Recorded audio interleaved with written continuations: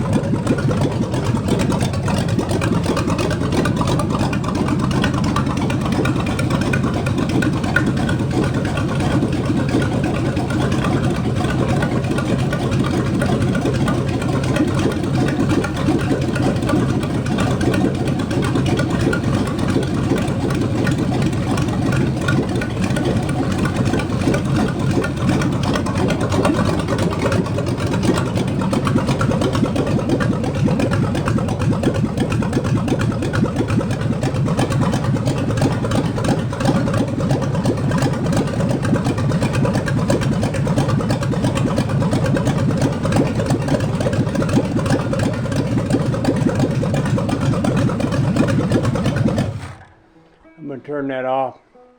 I never did start the fan, which I would normally have. Well, this takes the place of the radiator fan, which isn't on this motor. It'll be on there when it goes in the Rambler.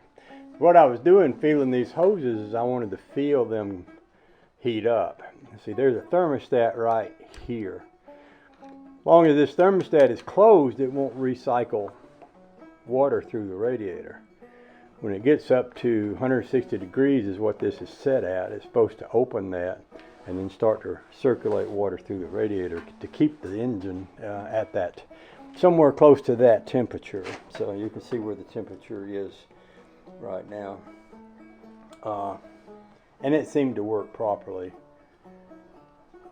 I think everything seemed to work properly. I think I might be at the place now where I can basically just say, okay, I'm done with this, until I reach the point where I put this in the Rambler. Now I'm gonna need to take this carburetor off, because I've got an engine lift plate over there that's gonna go on the manifold, and I'll lift the engine by that.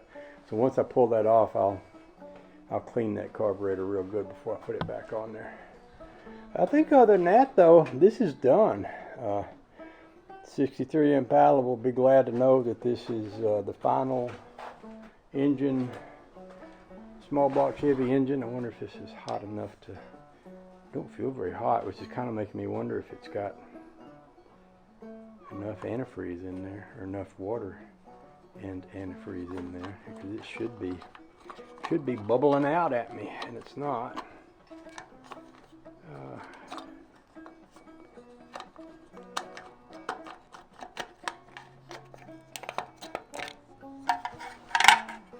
That's pretty low right there.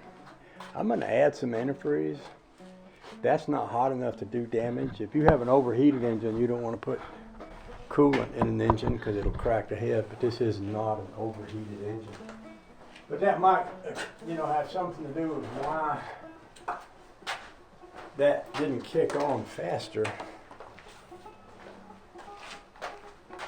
I was waiting for that thermostat to kick in.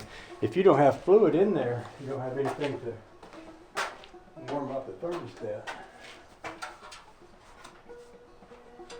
And I am putting antifreeze in here because we got some temperatures coming up next week or so. It's supposed to go to about 16 degrees, so I'd rather have a little bit more antifreeze in here, and I can always recapture the antifreeze when I drain this radiator.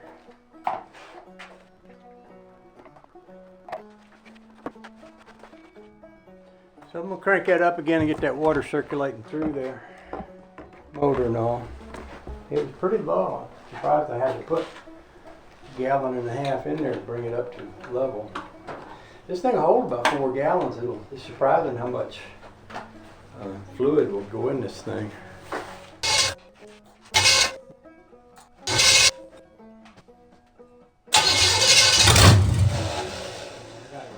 I got it idled so low. I held it down really slow a while ago. Let's crank that back up a little.